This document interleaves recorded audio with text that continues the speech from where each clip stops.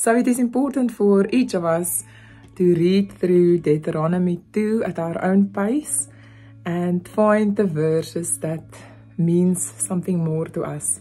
I'm going to have a look at 3 of those verses that caught my eye. Deuteronomy 2 verse 1. Wanderings in the wilderness. Then we turned and set out for the wilderness by the way of the Red Sea, as the Lord spoke to me, and circled Mount Seir for many days. I'm making use of the New American Standard Bible, and it's a study Bible by John MacArthur. So in the explanation, it was said that the Israelites set out taking the commands of the Lord through Moses. And I think they had to be quite strong in their faith to be able to do that. And apparently they first set out in a southeasterly direction, away from the promised land, and then they circled Mount Seir, sorry, and then they turned north back in the direction of the promised land. So in verse 20 we find the word Zamzummim.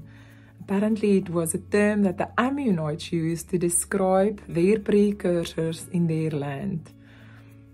Apparently they were tall people just like the Anakim, but the Lord had destroyed them and had given their land to the Ammonites. This was an encouragement to the Israelites that God would help them to defeat the Anakim in Canaan and give them the promised land. Deuteronomy 2 verse 30. But Sihon, king of Heshbon, was not willing for us to pass through his land. For the Lord your God hardened his spirit and made his heart obstinate, in order to deliver him in your hand as he is today.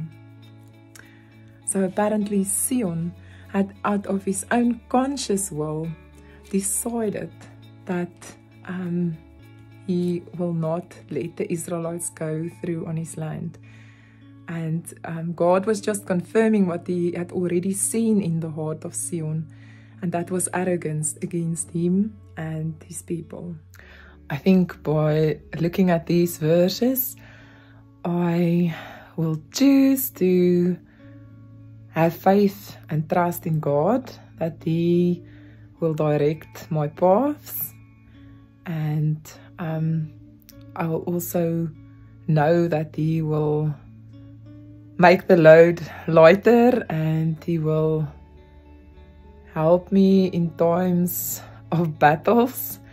And I must just also choose, because it is my choice, if I want to be an arrogant person or if I want to follow Him and love Him and the people around me.